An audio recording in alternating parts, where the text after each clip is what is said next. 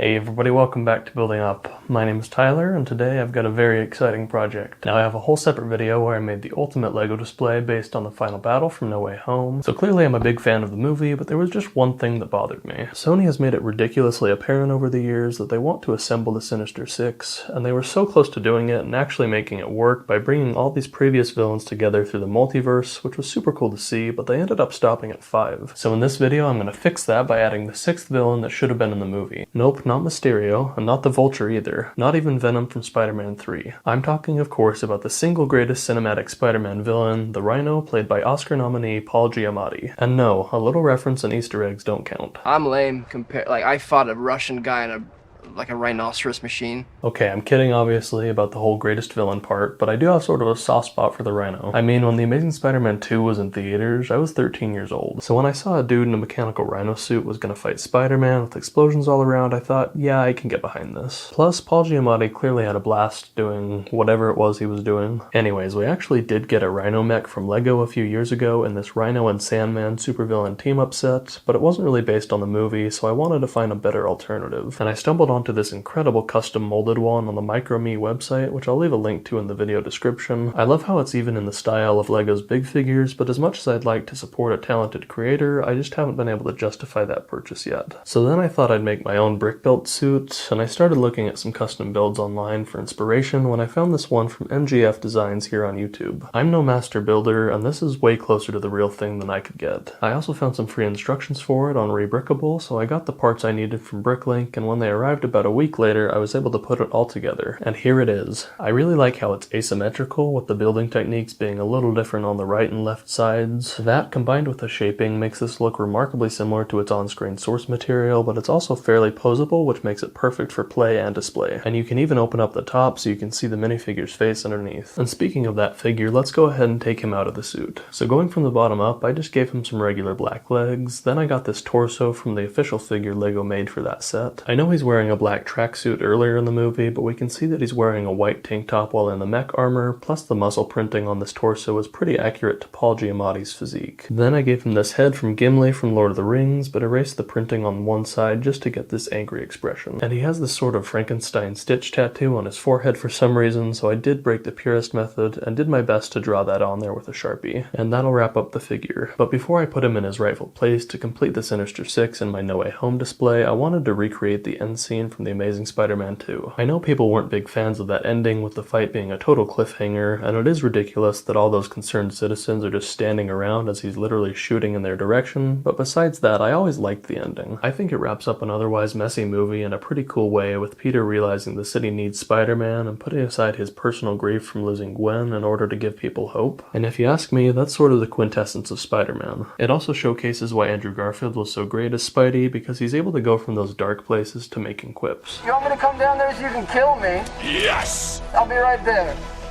There's no place like home. So here's what I came up with for that display. I obviously have the Rhino on one side, then put the Spider-Man figure we got in the No Way Home final battle set on top of this police car and gave him a megaphone. And you could really use any LEGO police car, but I got this Gotham City Police Department one from the Batwing Riddler heist set. So still in the superhero realm, but maybe some multiverse shenanigans going on there. And speaking of Batman, I got these yellow striped barricades with bullet holes from the Bat vs. Bane Tumbler chase set. Behind one of those barricades are a couple of police officers from the LEGO Batman movie, and behind this other one is the kid who stepped in for Spider-Man while he was away. I knew you'd come back. Yeah, thanks for stepping up for me.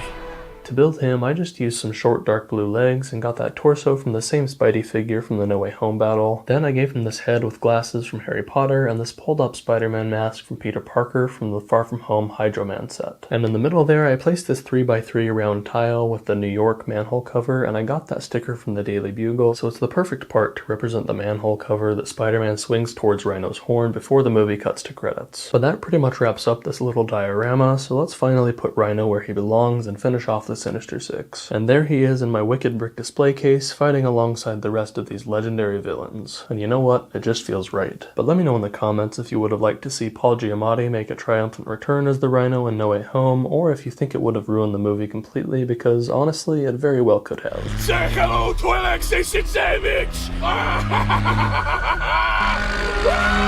Guys, that'll do it for today's video, and I will see you in the next one.